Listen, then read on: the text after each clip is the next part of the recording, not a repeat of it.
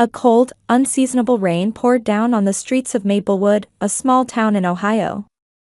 Margaret Reed gazed at her reflection in the window of her bookstore. Pages passed, as she adjusted her hair. Her eyes still held the sparkle of her youth, but since the tragedy 4 years ago, there was always a shadow lurking behind them. "I'll be closing up early this afternoon," Margaret told Eliza, her only employee. "I have to prepare for my sister's wedding." Eliza smiled as she dusted off an old book. "As her big sister, you must be so proud." Margaret returned only a vague smile. Proud, was that how she should feel? She knew she should be happy that Vanessa was getting married. But when she learned that the groom was Ryan Foster, her heart filled with complex emotions. Ryan Foster was the son of a prominent Maplewood family, heir to the town's wealthiest real estate developer. And after her son Jake died, he had become a regular at her bookstore. Vanessa knew nothing about the friendship that had developed between Margaret and Ryan. As Margaret hurried home through the rain, her mother's words echoed in her mind. "You're the family disgrace." Karen's voice was cold and sharp, even over the phone. "I don't want you to meet Vanessa's fiancé's family. A single mother, and with your son." Her mother's voice trailed off, filled with unspeakable contempt. Margaret took a deep breath as she reached the porch of her home. Before opening the front door, she looked at the photo of Jake on her smartphone screen. His innocent smile gave her strength to get through this day. "I'm home," she called as she entered the living room. Her parents were already dressed formally, sitting on the sofa. Her mother Karen wore what looked like an expensive pearl necklace, while her father Thomas appeared tense in his black tuxedo. "Finally, you're back," Karen said, checking her watch. "We leave in an hour." Vanessa has already started getting ready at the venue. Thomas's demeanor reflected the steadfastness he had developed over years of running a construction company. "Margaret, please don't cause any problems today." "Problems? What do you mean?" Margaret asked quietly. "I'm just attending my sister's wedding." "About your situation," Karen answered, carefully choosing her words. "The Fosters are the most respected family in town. Ryan's father is the president of the golf club, and his mother heads a charity organization. What are we supposed to say if they ask about you?" Margaret gave a bitter smile. "Why not tell the truth? That I run a bookstore and lost my son in a car accident 4 years ago." Silence fell over the room. Thomas lowered his eyes to his newspaper, and Karen pursed her lips. Neither of them wanted to talk about the death of their grandson. It had become a forbidden topic in the family. Margaret went upstairs and began to change in her room. As she put on her dress, she looked out the window. The rain had stopped, and the sun was beginning to show. Ironically, the weather, at least, promised to be perfect for a wedding. Standing in front of the mirror after finishing her makeup, Margaret picked up a small box from her nightstand. Inside was a picture book that Jake had loved most. A gift for Ryan. She hesitated whether she should give it to him on her sister's wedding day, but she knew that Ryan had a special attachment to this book. Jake and Ryan's nephew had been classmates, and they had loved the same story. The doorbell rang, and Margaret started. Before leaving her room, she gave a small nod to herself in the mirror. Today was her sister's special day. She would set aside her pain and family conflicts and celebrate Vanessa's happiness, she promised herself. "Margaret, hurry up," her father's voice echoed from downstairs. "We're leaving."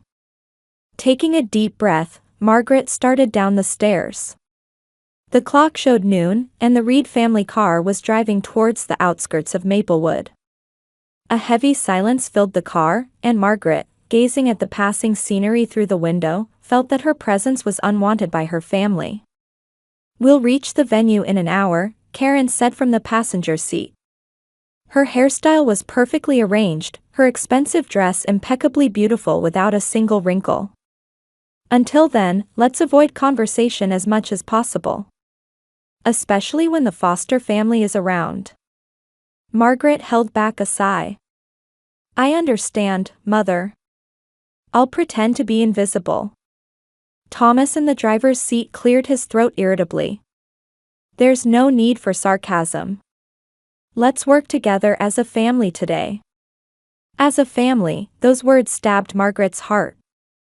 Since Jake died, she had never truly felt like a member of the family. Even at the funeral 4 years ago, her parents had merely attended as a formality, never sharing in her grief. To them, Jake's death was simply an unfortunate incident that damaged their social standing. We're low on gas, Karen pointed at the dashboard. Let's stop at the next gas station. Shortly after, they arrived at a large gas station along the highway. While Thomas was filling up, Karen took out her smartphone and began checking messages. I heard from Vanessa, she said excitedly. The foster family relatives are already gathering at the venue. Even the state governor is there. Margaret looked out the window. The wind was picking up, slightly ruffling the skirt of her dress. Mom, I'm going to use the restroom. Karen looked up, hesitated briefly, then nodded. Be quick. We're leaving soon. Margaret got out of the car and headed to the restroom inside the gas station. She fixed her makeup and took deep breaths to calm herself. Her reflection in the mirror looked tense and tired. It's okay, just a few more hours, she reassured herself. After leaving the restroom, she stopped by the small convenience store section and bought a bottle of mineral water. After quenching her thirst, she returned to where the car had been parked. But the car wasn't there. At first, Margaret thought she had gone to the wrong spot. She looked around the parking lot, but the Reed's black sedan was nowhere to be seen. They must have moved to another spot, she whispered to herself. But scanning the entire gas station, she couldn't find her parents anywhere. Margaret took out her cell phone and called her father's number. After several rings, it went to voicemail. She tried her mother's number next, with the same result. Is this some kind of joke? She looked around. The wind was getting stronger, rustling her dress and disheveling her carefully arranged hair. Just then, her smartphone vibrated. The screen displayed a message from Vanessa. I'm the only star today. Margaret couldn't believe her eyes. Then a message from her mother arrived. Now we're all family. She clutched her phone in disbelief. They had really left her behind. Deliberately. Margaret tried calling again with trembling hands, but no one answered. Various emotions washed over her: anger, sadness, a sense of betrayal. But the strongest was the painful realization of how worthless she was to the Reed family. The venue was about 50 miles away. Thinking she could make it in time by calling a taxi, she searched for her wallet, only to realize her handbag was gone. Yes, she had left it on the back seat of the car. She had no cash, no credit cards, not even her driver's license. This can't be happening. Margaret sat down on a chair at the gas station, utterly at a loss. A cold wind blew around her. Time passed. 1 o'clock, 2 o'clock. The ceremony was scheduled to begin at 3. Margaret explained her situation to the gas station attendant and tried to negotiate borrowing a phone, but was told that store policy prohibited lending personal phones. As despair began to envelop her, a thought suddenly occurred to her. Ryan. She remembered his number. After Jake died, he had visited her bookstore almost weekly, talking with her. Sometimes about grief, sometimes about books, and sometimes about ordinary everyday things. Margaret felt embarrassed and hesitant, but she had no other choice. She used borrowed bills from the attendant to make a call from a payphone and dialed Ryan's number. Hello? Ryan's voice sounded calm, yet slightly tense. Ryan, it's Margaret, she felt her voice trembling.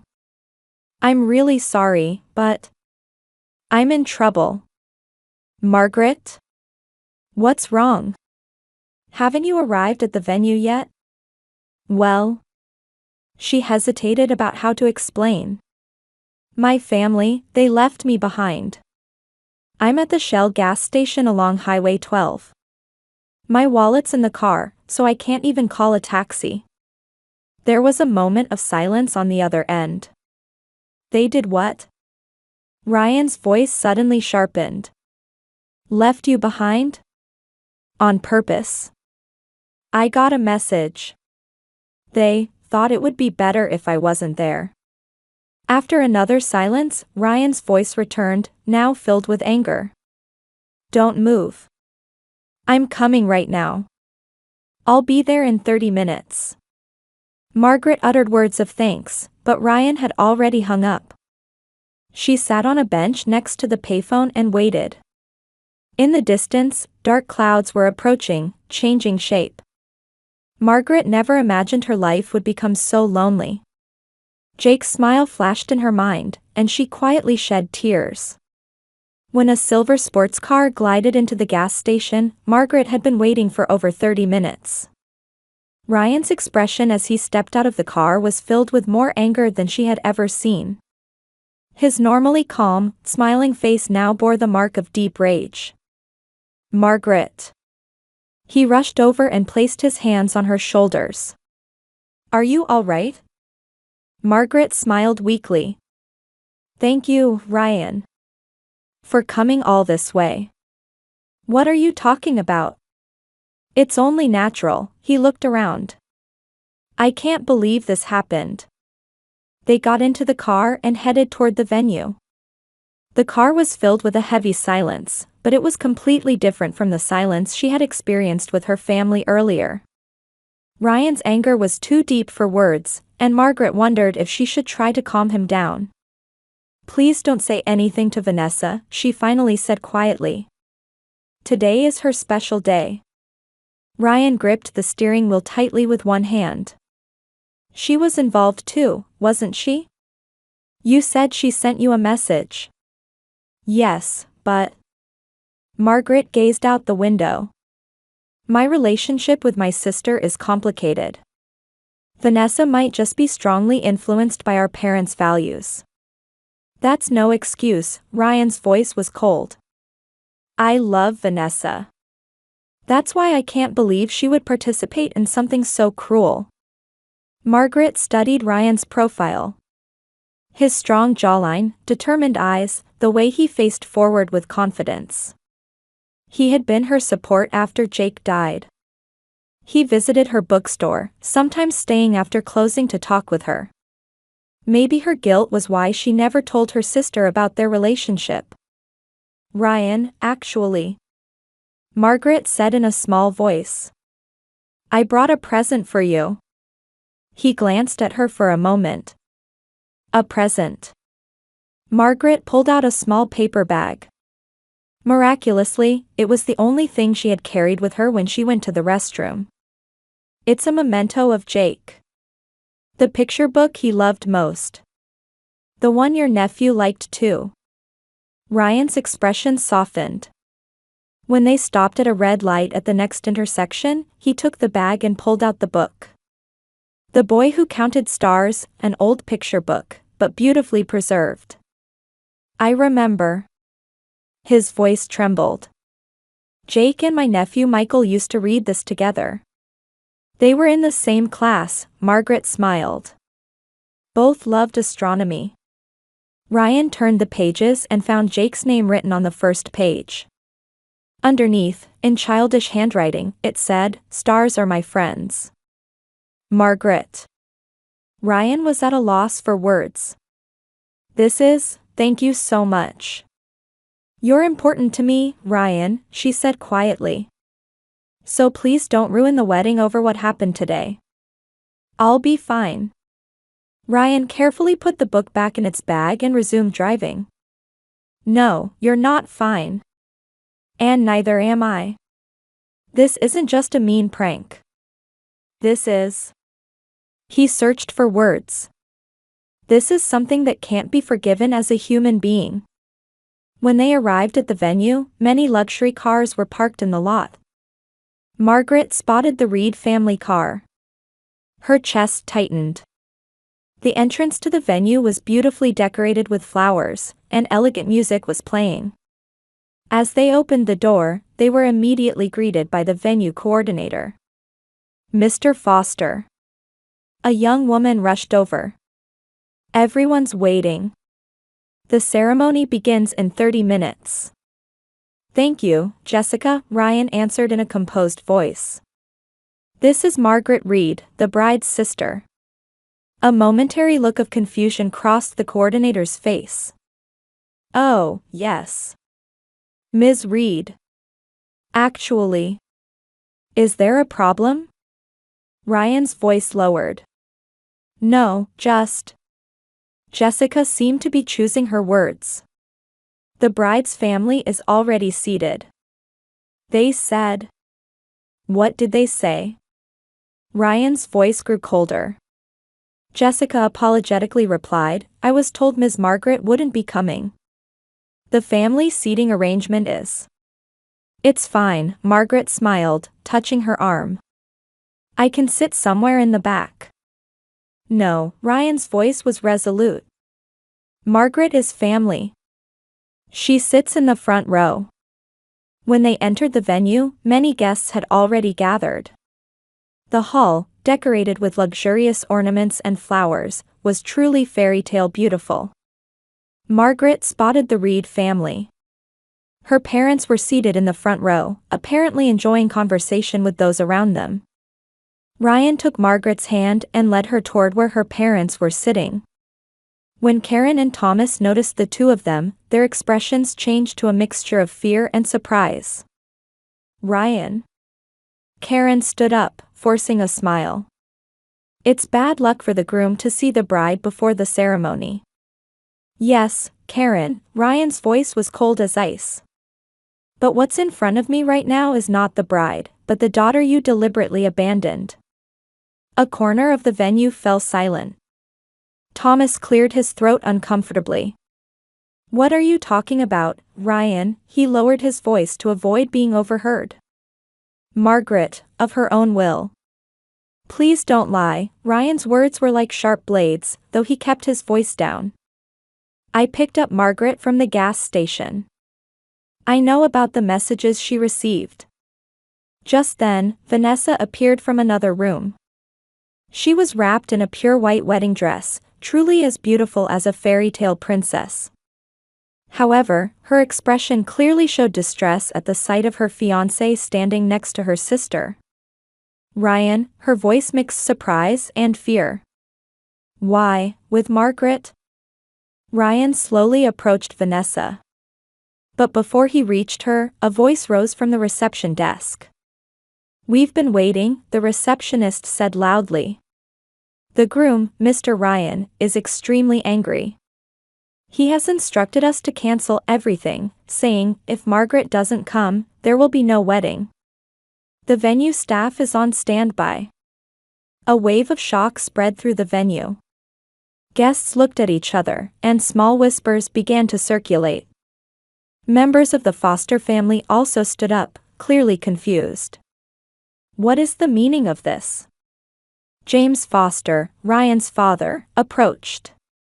He was a dignified man with a strong jawline similar to his son's.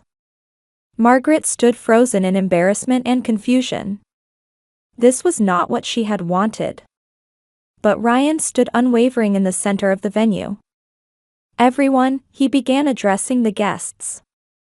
Today, I came to marry Vanessa. I love her. But marriage isn't just about two people. It also means connecting with family. He looked toward Margaret. For 4 years, Margaret has been my support.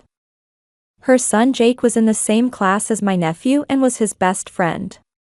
After she lost him, her bookstore became my second home. The venue was completely silent. Vanessa's face had turned pale, and Karen looked like she might collapse into her chair. And today, her family deliberately left her at a gas station. without a wallet or phone.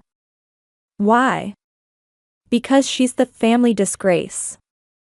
Thomas tried to speak, but Ryan continued. I declare that I will reconsider marriage with a family that cannot respect Margaret. She is not someone's disgrace, but a strong, caring, wonderful woman. I cannot accept values that deny her existence. Vanessa stepped forward, tears streaming down her face. Ryan, please. Her voice trembled. This is a misunderstanding. Margaret stepped forward and took her sister's hand. Vanessa, we need to talk. Right now, here, she said in a quiet but firm voice. And Ryan, you too. Jessica immediately guided the three to a small private room. Once inside, Vanessa took a tissue with trembling hands, desperately trying to fix her makeup that was on the verge of collapse. You've ruined everything, she said bitterly. Happy now? Margaret was hurt by her sister's words but kept her expression unchanged. Vanessa, I'm not trying to ruin anything. Rather, I'm trying to save your wedding. Save it. Vanessa gave a sarcastic smile. By showing up with the groom and exposing such embarrassing truths in front of everyone? Embarrassing truths? Ryan interrupted. His voice shook with anger. It's certainly embarrassing that your family abandoned your sister, but my friendship with Margaret is nothing to be ashamed of. Margaret stood between them. This is not the time to blame each other. Ryan, you shouldn't cancel the wedding over our personal issues. This is your and Vanessa's day. But what they did. I know it's unforgivable, Margaret cut him off. But there must be another solution. Silence spread through the room. Vanessa stood by the window, looking outside. Her shoulders trembled slightly. Vanessa, Margaret called gently. Would you tell me the truth? Why does our family try so hard to keep me away? Is it just a matter of social appearances? Vanessa slowly turned around. Her face showed a vulnerability that Margaret hadn't seen in years. Do you really want to know? Her voice was small. I do. Vanessa took a deep breath and closed her eyes. Jake's accident. Margaret's body tensed. It always did when Jake's name came up. His death was an event that had forever changed her life. What about it? The truth is. Vanessa's voice trembled. The car Jake was in, it belonged to my friend. Margaret gasped. What are you saying? It was my college friend Amanda's car. She was driving drunk. And Jake. Vanessa's words broke off, and she began to cry. Amanda's brother and Jake were friends, and she had promised to take them to a movie that day. But Amanda had drunk too much at a party the night before. Margaret nearly collapsed into a chair. Ryan supported her. Did the police know about the drunk driving? Margaret's voice trembled. No. Amanda's father is an influential lawyer in this town, and he handled the evidence. It was treated as just an unfortunate accident. And you knew, Margaret's voice was cold. You knew for 4 years. Vanessa nodded. She was now sobbing. Mother knew too. I confessed to her. But she said, stay quiet for the family's reputation. Amanda's father is Mother's favorite society friend. Ryan's face reddened with anger. This is criminal. Evidence tampering and obstruction of justice. I know. Vanessa cried out. I suffer with it every day. Every time I see Margaret living without knowing the truth about losing her son. The room fell silent again. Margaret walked to the window and gazed at her reflection in the glass. Various emotions swirled in her heart: anger, sadness, the pain of betrayal. But strongest of all was a strange sense of release, that suddenly everything made sense. So that's why you all kept me at a distance, she said slowly. Out of guilt. At first, yes, Vanessa quietly admitted. But as time passed, your presence reminded us of our sin. Especially for Mother. Margaret slowly turned around. Her eyes were clear. Vanessa, I can't say I forgive you. At least not today. This is not a day for forgiveness. It's a day to learn the truth. She turned to Ryan. You should continue with the wedding. What are you saying? Ryan looked incredulous. After learning these facts, still. Ryan, Margaret placed her hand on his arm. You love Vanessa. And she loves you. Her sin is grave. But that doesn't determine your future together. But I'm not finished, Margaret said quietly but forcefully. I have conditions. She turned to Vanessa. Vanessa, after the wedding, you will meet with Amanda and her father and persuade them to tell the truth. And you will tell me all the details. I have the right to know what kind of end Jake met. Vanessa nodded, trembling. I promise. And Ryan, Margaret turned back to him. I want you to make sure Vanessa keeps her promise. Consider it a token of your friendship to me. Ryan was silent for a while but eventually nodded. All right. I will. Margaret looked out the window. The day was beginning to wane, and beautiful sunset light was streaming into the venue's garden. Now you two will return to the venue and continue the wedding. I will quietly exit. No, Vanessa suddenly said. I won't let that happen. You, stay. She stumbled over her words. As family. Margaret stared at her sister for a moment. Her eyes held determination and a faint light of hope. Then there's one thing I want you to promise, Margaret said quietly. Anything, Vanessa answered immediately. Promise to accept the truth and take responsibility. For Jake's sake, and for our family. Vanessa looked straight into her sister's eyes and nodded deeply. I promise. No more lies. And I'll take responsibility. Margaret smiled for the first time in its true sense. Then, sister, let's prepare to walk you down the aisle. Ryan watched the two sisters, slowly nodding. Complex emotions showed in his eyes, but there was also a shade of respect. Margaret, he said quietly. You truly are an amazing person. It's too early to thank me, she laughed softly. The journey of truth is just beginning. The three prepared to leave the room. As she placed her hand on the door, Margaret paused for a moment and spoke inwardly to her son's memory. Watch me, Jake. Mom has become strong. For you. 1 year later, spring sunlight streamed into the Pages Pastel bookstore in Maplewood. More people than usual had gathered inside, with warm laughter and conversation filling the air. On the central table sat a small sign reading, Jake Reed Memorial Scholarship, and a cake decorated with blue ribbons. Thank you all for coming, Margaret smiled at the gathered crowd. Today is a special day. It's both the introduction of my nephew, Elliot Foster, and the first awarding ceremony of the Jake Reed Memorial Scholarship. Next to her stood Vanessa and Ryan, holding a small baby. Vanessa's face had softened since a year ago, and her eyes held a new kindness. This past year, many things have changed, Vanessa said quietly. I've learned to face my mistakes and take responsibility. We were able to establish a fund for traffic accident victims and start a scholarship in Jake's name because of my sister Margaret's courage and strength.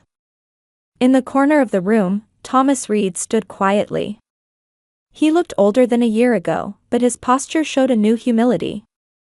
After the family secret was revealed, he had separated from Karen and began visiting Margaret's bookstore multiple times to apologize. Today, too, he was quietly waiting to take pictures of his grandson. Karen was absent. She still refused to acknowledge her mistakes and continued to use the phrase, family disgrace, in society, but no one listened to her words anymore.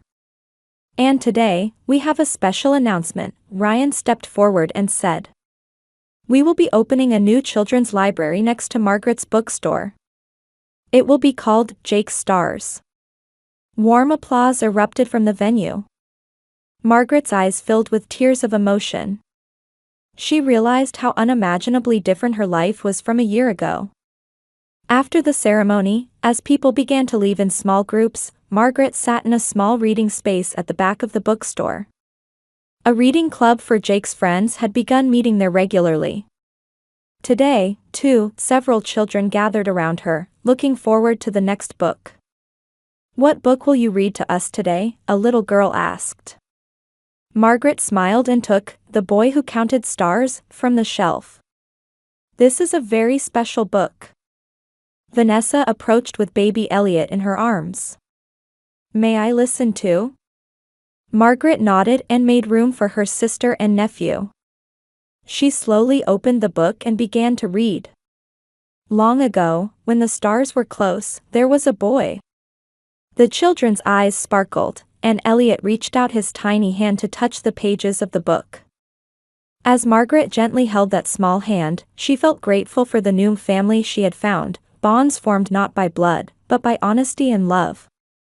The sunset streaming through the window reflected off her ring, creating a small rainbow. It was like a sign from Jake, who must be watching from somewhere.